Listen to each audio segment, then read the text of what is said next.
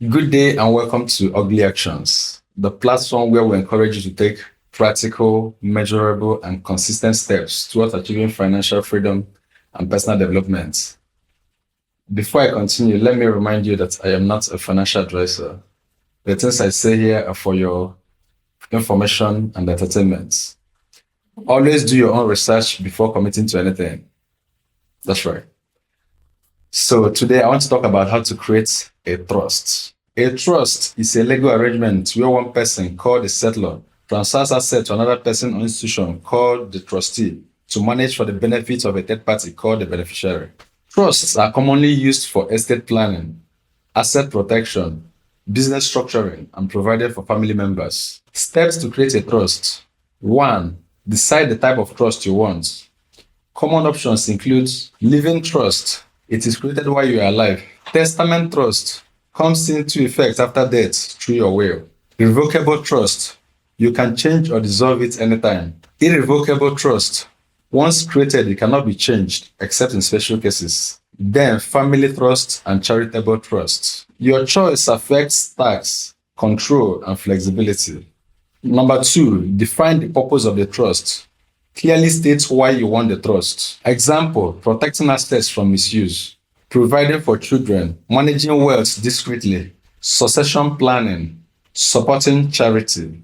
A clear purpose guides the structure. Number 3, choose a trustee. You may select a trusted individual or a professional corporate trustee. The trustee must be reliable, financially prudent, and able to manage assets professionally. Many Nigerians prefer corporate trustees to reduce family disputes. Number 4, identify the beneficiaries. These are people who will benefit from the trust. They can be children, spouse, family members, charitable organizations. You must clearly define who gets what and under what conditions. Number 5, draft the trust deed. This is the most important document. It should include name of trust, details of settlor, trustee, and beneficiaries, assets placed in the trust, duties and powers of the trustee, how income or assets should be distributed, duration of the trust, rules for adding or removing beneficiaries, dispute resolution method. You need a qualified lawyer to draft this because it becomes a legal contract. Number 6, transfer assets into the trust. The trust becomes effective only when assets are actually transferred. Example, land or houses, shares, bank accounts, businesses, investments. For land, you will need deed of assignment, governor's consent, perfection at land registry. For shares, the stockbrokers or the registrars must update the records to reflect the trustees as the new holders. Number 7, register the trust if required. Not all trusts must be registered, but registration is advisable when real estate or large assets are involved. You may register with Corporate Affairs Commission (CAC) if using a corporate trustee, at the land registry for land-related trusts, with tax authorities where applicable.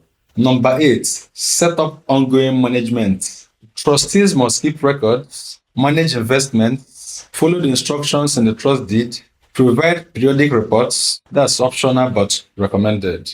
You can also include a protector, a person who oversees the trustee's actions. Number 9, review the trusts periodically. Laws and family situations change. If your trust is revocable, you can review it as needed. If irrevocable, changes are less flexible. Why Nigerians create trusts? Avoid family disputes, keep assets private, ensure children are cared for, protect assets from creditors, plan wealth transfer smoothly, reduce pressure or manipulation after death. If you have any questions or any topic you want me to address, please drop them in the comment section. See you next time. Bye.